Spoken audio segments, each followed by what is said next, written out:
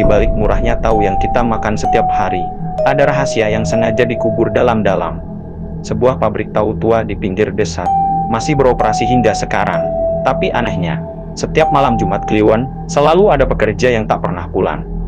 Warga bilang itu kecelakaan, namun para buruh tahu. Mereka menyebutnya umat terbal. Pabrik tahu itu berdiri di ujung desa Karangguni, dekat sungai kecil yang airnya sudah lama berwarna keabu-abuan. Bangunannya tua, temboknya lembab, cat mengelupas, dan atap senya selalu berisi meski angin tak bertiup. Namaku Ardi, aku masuk kerja di pabrik itu karena terdesak kebutuhan. Upahnya murah tapi selalu tepat waktu, bahkan saat pabrik lain tutup. Hari pertama kerja, halaman pertama yang aku rasakan bukan bau kedelai, melainkan bau anyer, seperti darah basi bercampur uap panas. Biasanya juga gini, Mas, tanyaku ke buruh senior. Ia hanya melirik sebentar, lalu berbisik, kalau siang masih mending jangan pernah ambil shift malam Jumat. Aku mengira ia bercanda. Di tengah pabrik ada mesin penggiling tahu tua, besi hitam berkarat, suaranya berat seperti orang menggeram. Anehnya mesin itu tidak pernah dimatikan total, bahkan saat pabrik libur. Setiap lewat, aku selalu merasa seperti sedang diperhatikan. Pak Sutrisno, mandor pabrik, orangnya dingin. Ia selalu membawa tas kain hitam kecil ke ruang belakang ruangan yang dilarang dimasuki siapapun. Kalau dengar suara apapun dari belakang, anggap saja mesin, katanya tegas. Padahal tak ada mesin di sana. Malam Jumat pertamaku kerja lembur, uap panas memenuhi ruangan. Jam menunjukkan 23,45, tiba-tiba, listrik mati sesaat. Dalam gelap, aku mendengar suara glek. Seperti sesuatu dijatuhkan ke dalam air mendidih. Saat lampu menyala kembali, aku melihat satu pekerja bernama Wawan hilang. Tidak ada yang panik, tidak ada yang mencari. Pak Sutrisno hanya berkata pelan, sudah lanjut kerja. Di lantai dekat tungku rebusan, aku melihat cairan merah tipis mengalir ke selokan, lalu hanyut ke sungai. Pagi harinya, warga desa berbisik kalau pabrik itu produksi lancar terus. Berarti tumbalnya diterima. Aku mendatangi buruh tua bernama Mbah Wiryo. Dengan wajah pucat, ia berkata sejak pabrik itu hampir bangkrut 15 tahun lalu. Pemiliknya bikin perjanjian, setiap malam Jumat Kliwon. Satu nyawa harus masuk rebusan tahu. Tanganku gemetar. Kau nggak ada tumbal? Tanyaku. Mbah Wiryo menatapku lama. Mesinnya yang bakal minta sendiri. Malam itu jadwal kerjaku menunjukkan sesuatu yang membuat darahku dingin. Shift malam Jumat Kliwon, dan namaku ditulis paling atas. Malam Jumat Kliwon itu akhirnya datang. Angin desa Karangguni terasa lebih berat dari biasanya. Sungai di samping pabrik mengeluarkan bau busuk menyengat, bukan bau limbah tahu, tapi bau bangkai lama. Aku berdiri di depan papan jadwal kerja. Benar saja, nama Wawan sudah dicoret pakai spidol hitam tebal, seperti tak pernah ada, dan di bawahnya tertulis Ardi 2 Joko 3, Darman Urut. Pak Sutrisno datang lebih malam dari biasanya. Tas kain hitamnya terlihat lebih besar. Dari dalamnya terdengar suara sesuatu bergerak, seperti napas tertahan. Ia menatap kami satu persatu. Malam ini jangan banyak bicara, fokus kerja. Anggap saja ini malam biasa, tapi tak ada yang berani menatap matanya terlalu lama. Di balik sorot dingin itu, aku melihat rasa takut. Seolah ia pun bukan penguasa di tempat itu. Produksi malam itu dipercepat. Tungku menyala lebih panas dari biasanya. Air rebusan tahu menghitam, bukan putih keruh seperti biasa. Saat tahu diangkat, teksturnya lembab, berbau amis. Joko berbisik ke telingaku, Ardi, kau dengar enggak? Aku mengangguk.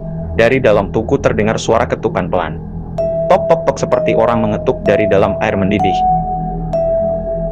Pukul 0, lampu kembali mati, kali ini lebih lama. Dalam gelap total, terdengar suara jeritan singkat tolo.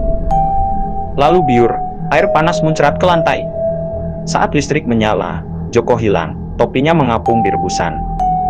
Di pinggir tungku, aku melihat potongan jari manusia, kulitnya mengelupas seperti direbus lama.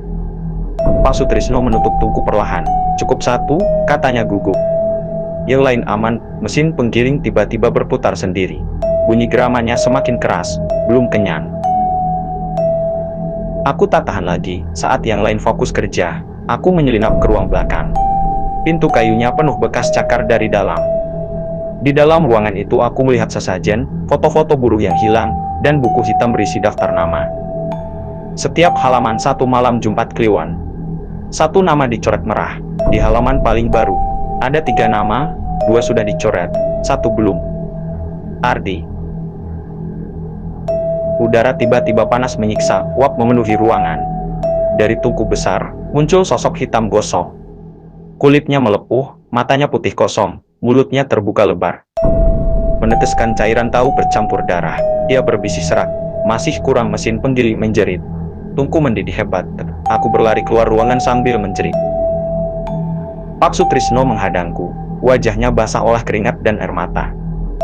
Kalau kau kabur seluruh desa yang diganti. Di belakangnya tungku menyala makin terang. Dan dari dalam rebusan itu terdengar suara memanggil namaku, Arni.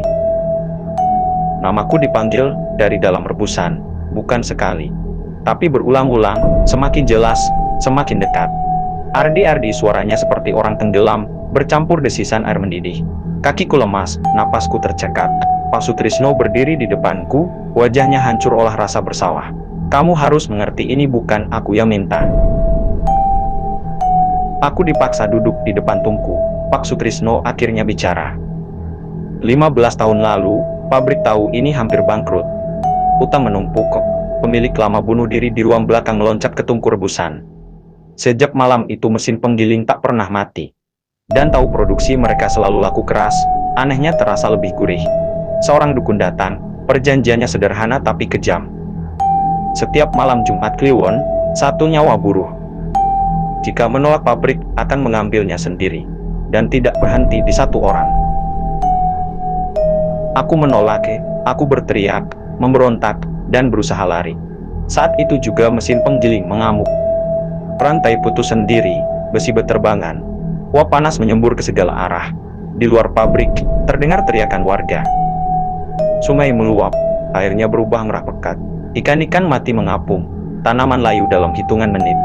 Mbah Wiryo datang tertatih-tatih sambil membawa kendi berisi air kembang. Dengan suara gemetar ia berkata tumbalnya menolak. Sekarang yang ditagi bukan buruh tapi desa. Dari dalam tungku, sosok itu keluar sepenuhnya. Tubuhnya besar, hangus, tulangnya terlihat. Perutnya sobek, berisi ampas tahu bercampur organ manusia. Wajahnya mirip pemilik pabrik yang bunuh diri dulu. Ia mengaum, aku sudah memberi hidup. Sekarang giliranku mengambil, lantai pabrik retak. Tungku runtuh satu persatu, nama-nama buruh terdengar dipanggil, meski mereka tidak sedang di sana. Mbah Wiryo menatapku lurus, ada satu cara menghentikannya. Aku menelan ludah. Apa? Ia menunjuk buku hitam itu. Bukan buruh yang dikorbankan tapi orang yang membuat perjanjian dilanjutkan. Semua mata tertuju pada Pak Sutrisno. Wajahnya pucat, kakinya gemetar. Aku cuma nerusin. Aku juga korban mesin penggiling berhenti mendadak. Sunyi, lalu suara itu berkata pelan. Pak Sutrisno berlutut di depanku. Kalau aku mati, pabrik ini ikut mati. Kalian semua akan kehilangan kerja. Di luar, jeritan warga semakin dekat. Sungai meluap ke jalan. Sosok penunggu mengangkat tangannya, menunggu jawaban. Dan di buku hitam itu, muncul 1 halaman baru. 2 kolom nama. 2 nama tertulis di buku hitam itu, Ardi Sutrisno. Tintanya masih basah seolah baru saja ditulis oleh tangan tak terlihat. Udara di pabrik membeku, mesin penggiling diam, tapi justru itu yang paling menakutkan. Karena setiap orang tahu saat mesin itu diam, berarti sedang menunggu darah. Pak Sutrisno menangis tangis lelaki dewasa yang sudah terlalu lama hidup dengan dosa. Aku nggak mau mati tapi kalau aku mati, makhluk itu bakal cari pengganti lain. Ia menatapku dengan mata merah. Kamu masih muda, Ardi. Kamu bisa lari tapi desa ini enggak. Aku sadar 1 halaman yang mengerikan perjanjian ini tidak peduli siapa yang salah. Ia hanya mau nyawa. Mbah Wiryo membuka kitab tua yang menggambar lingkaran dari ampas tahu, darah ayam, dan abu tungku. Lalu ia berkata dengan suara paro, makhluk ini lahir dari keserakahan. Ia hanya bisa dihentikan kalau tumbalnya masuk dengan kesadaran penuh. Pak Sutrisno tertawa pahit, jadi bukan dipaksa. Api menyerahkan diri, tungku menyala sendiri. Airnya mendidih, tapi tidak mengeluarkan uap. tenang seperti menunggu. Makhluk itu berdiri di belakang kami, tubuhnya menjulang, kulitnya terkelupas, wajahnya kini berubah-ubah, kadang wajah Wawan, kadang Joko, kadang buruh lain yang sudah mati. Satu saja, lantai bergetar. Di luar, satu rumah warga ambruk begitu saja. Jeritan terdengar, waktu habis. Pak Sutrisno akhirnya bicara lantang, aku yang meneruskan ritual. Aku yang nyorot nama mereka, aku yang nutup mata setiap jeritan. Ia menatapku, kalau harus berhenti, biar aku yang terakhir, untuk pertama kalinya. Mesin penggiling berbunyi pelan, seperti mengeluh. Pak Sutrisno melangkah ke tungku, tangannya gemetar, tapi langkahnya mantap. Sebelum meloncat, ia berbisik, maafin aku. Ia masuk, tidak ada jeritan, hanya suara dadi menyentuh air mendidih. Lalu sunyi makhluk itu menjerit panjang. Bukan karena lapar tapi karena kenyang berlebihan. Tubuhnya retak, dari dalamnya keluar asap hitam bercampur jeritan arwah. Mesin penggiling meledak. Pabrik runtuh sebagian, api padam, sungai perlahan kembali keruh biasa. Buku hitam terbakar sendiri menyisakan satu halaman terakhir. Di halaman itu tertulis perjanjian selesai. Jika tak ada yang meneruskan, kami selamat. Tapi 3 hari kemudian, aku lewat depan reruntuhan pabrik. Di sana terpasang papan baru, pabrik tahu Karanguni akan dibuka kembali, dan di bawah papan itu, aku mencium bau yang sangat kukenal, bau anyir bercampur uap panas. Papan itu berdiri tegak di depan reruntuhan pabrik. Pabrik tahu Karanguni akan dibuka kembali. Tulisan masih baru, catnya belum kering. Padahal semua orang tahu pabrik itu harusnya mati bersama Sutrisno. Seminggu kemudian, pabrik itu benar-benar hidup kembali. Bukan bangunan lama, tapi bangunan baru, lebih bersih, lebih terang. Tanpa bekas tungku lama, pemiliknya orang kota. Namanya Pak Raka, ia tersenyum ramah, memberi upah lebih besar dari sebelumnya. Teknologi baru, katanya, tanpa mistis, tanpa omong kosong desa. Aku menolak bekerja di sana, tapi warga lain. Mereka masuk satu persatu, karena tahu murah, karena perut. Malam pertama produksi, aku berdiri di jembatan kecil dekat sungai. Jam menunjukkan 23,50. Tiba-tiba aku mendengar suara yang membuat dadaku runtuh. Kruk-grek, suara yang sama, persis. Dari dalam pabrik baru itu, mesin modern berputar, tapi iramanya tidak wajar, seperti mengikuti napas.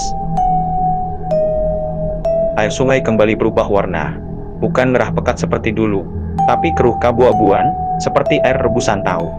Ikan mati mengapung, dan di antara busa putih di permukaan air, aku melihat sesuatu mengambang, potongan kain seragam pabrik baru.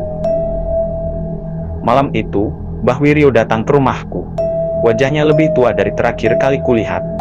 Ia membawa sesuatu terbungkus kain kafan. Bukan buku hitam lama, tapi buku baru. Sampulnya masih kosong. Perjanjian lama memang selesai, katanya pelan. Tapi keserakahan selalu menulis perjanjian baru. Aku membuka halaman pertama, sudah ada tulisan. Malam Jumat Kliwon produksi pertama. Aku akhirnya mengerti makhluk itu tidak terikat pada bangunan. Ia terikat pada niat, pada orang yang ingin untung cepat. Pada yang mau menutup mata demi produksi. Tungku bisa dihancurkan, mesin bisa diganti. Tapi selama ada yang mau membayar dengan nyawa orang lain, ia akan selalu datang. Tepat pukul 0 lampu desa berkedip. Dari pabrik baru, terdengar jeritan singkat. Lalu sunyi. Beberapa detik kemudian, mesin berhenti. Dan angin membawa bau itu ke hidungku. Bau tahu, bau darah, bau janji yang diulang. Sejak malam itu, aku tidak pernah makan tahu lagi. Bukan karena takut, tapi karena setiap kali mencium uap panasnya, aku selalu teringat satu kalimat yang pernah ditulis di buku itu. Selama masih ada yang mau untung, tumbal tidak akan pernah selesai. Dan kalau suatu malam kamu mencium bau tahu terlalu menyengat, di malam Jumat mungkin produksi sedang berjalan.